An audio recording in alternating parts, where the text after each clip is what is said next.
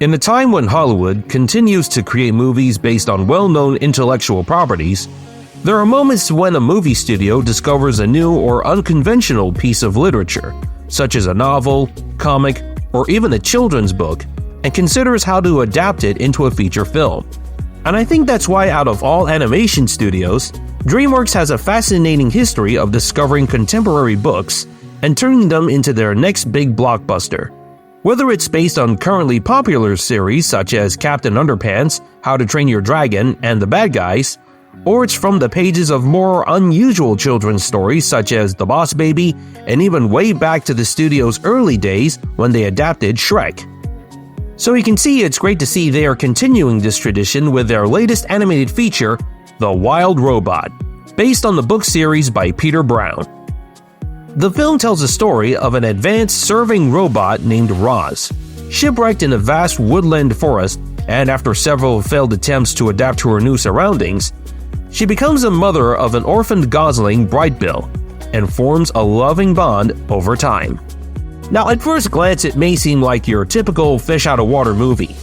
However, just as the director transformed the How to Train Your Dragon novels into an epic trilogy, Chris Sanders and his team at DreamWorks have effectively brought the pages of Peter Brown's books to life in a breathtaking and heartwarming adventure. The screenplay strikes a perfect balance between presenting an episodic journey of a robot incidentally programmed to be a mother of a newly hatched gosling and addressing the important themes about family values.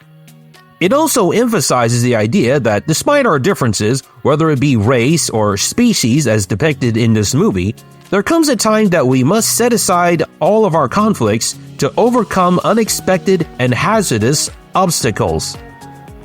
And furthermore, while most of the film is heartwarmingly emotional, the movie does know how to include tons of action and even some side-splitting comedy. One notable example would be when Roz battles a pack of rabid raccoons tearing her apart. Activating return transmitter. 3. Pretty. Get it! 2.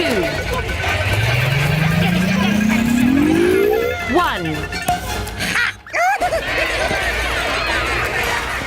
The animation in this movie is by far the best to come out of DreamWorks. Both on the environments and the fur and feathers of all the animals looked incredibly realistic, but adds an extra filter to give the illusion of a watercolor painting coming to life. And it's brilliant how the animators put so much effort into presenting each bird and beast with such varied personalities. On the other hand, the designs, UI, and robotic animation of our technological protagonists are also remarkable.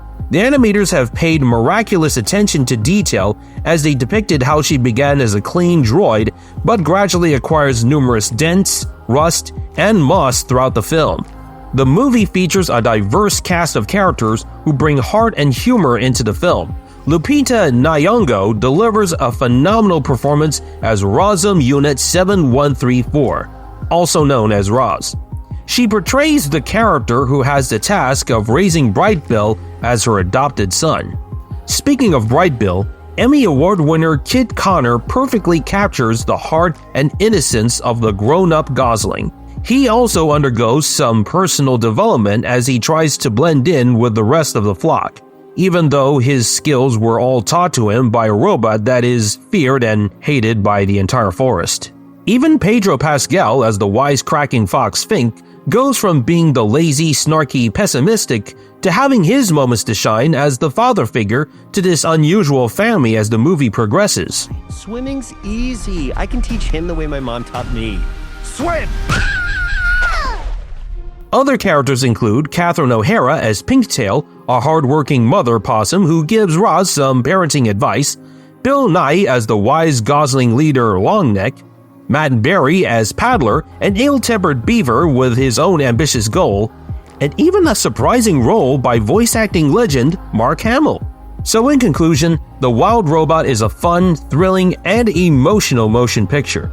Thanks to its unique storytelling, colorful characters, stunning visuals, and a strong theme of family bonding, it is a must-see film, especially in theaters.